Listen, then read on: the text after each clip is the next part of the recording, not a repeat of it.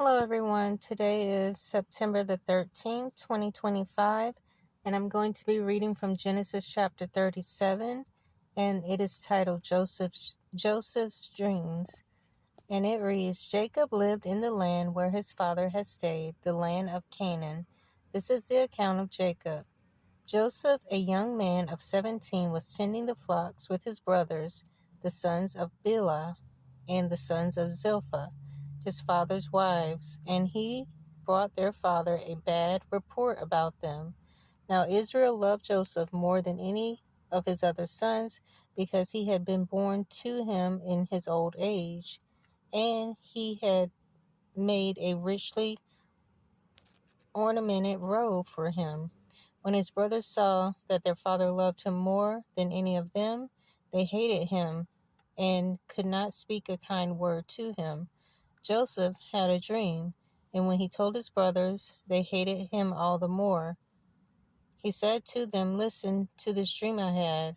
We were binding sheaves of grain out in the field when suddenly my sheaf rose and stood upright, while your sheaves gathered around mine and bowed down to it. His brothers said to him, Do you intend to reign over us? Will you actually rule us? And they hated him all the more because of his dream and what he had said. Then he had another dream, and he told it to his brothers. Listen, he said, I had another dream, and this time the sun and the moon and 11 stars were blowing down to me. When he told his father as well as his brothers, his father rebuked him and said, What is this dream you had? Will your mother and I and your brothers actually come and bow down to the ground before you? His brothers were jealous of him, but his father kept the matter in mind. The next part is titled Joseph Sold by His Brothers, and it reads, Now his brothers had gone to graze their father's flock near Shechem, and Israel said to Joseph, As you know, your brothers are grazing the flocks near Shechem. Come, I am going to send you to them. Very well, he replied.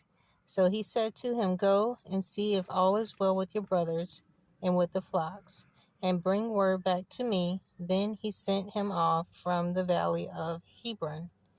When Joseph arrived at Shechem, a man found him wandering around in the fields and asked him, What are you looking for? He replied, I'm looking for my brothers. Can you tell me where they are grazing their flocks? They have moved on from here, the man answered.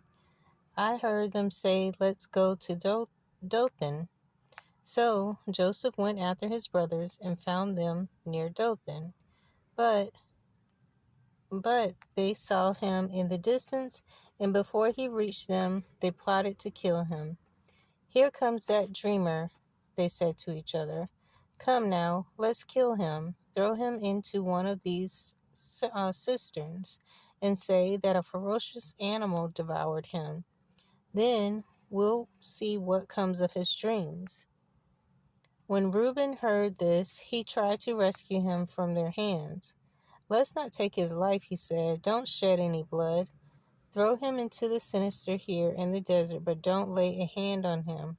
Reuben said this to rescue him from them and take him back to his father.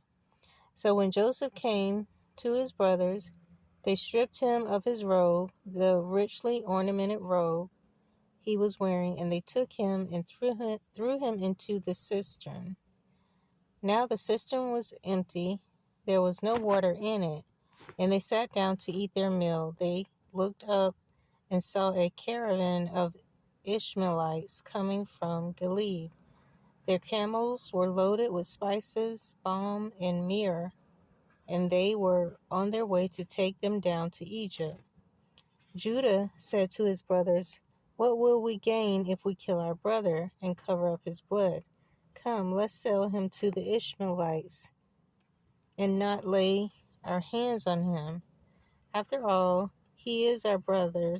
He is our brother, our own flesh and blood. His brothers agreed. So when the Midianite merchants came by, his brothers pulled Joseph up out of the cistern and sold him for 20 shekels of silver to the Ishmaelites who took him to Egypt. When Reuben returned to the cistern and saw that Joseph was not there, he tore his clothes. He went back to his brothers and said, "The boy isn't there. Where can I turn now?" Then they got Joseph's robe, slaughtered a goat, and dipped the robe in the blood. They took the ornamented robe back to their father and said, "We found this. Examine it to see whether it is your son's robe." He recognized it and said, "It is my son's robe. Some ferocious animal has devoured him. Joseph has surely been torn to pieces." Then Jacob tore his clothes, put on sackcloth, and mourned for his son many days. All his sons and daughters came to comfort him, but he refused to be comforted. "No," he said, "in mourning will I go down to the grave to my son." So his father wept for him. Meanwhile, the Midianites sold Joseph in Egypt to Potiphar, one of the Pharaoh's officials, the captain of the guard. So that ends Genesis chapter 37. I will pick up in chapter 38, and that will be titled Judah and Tamar.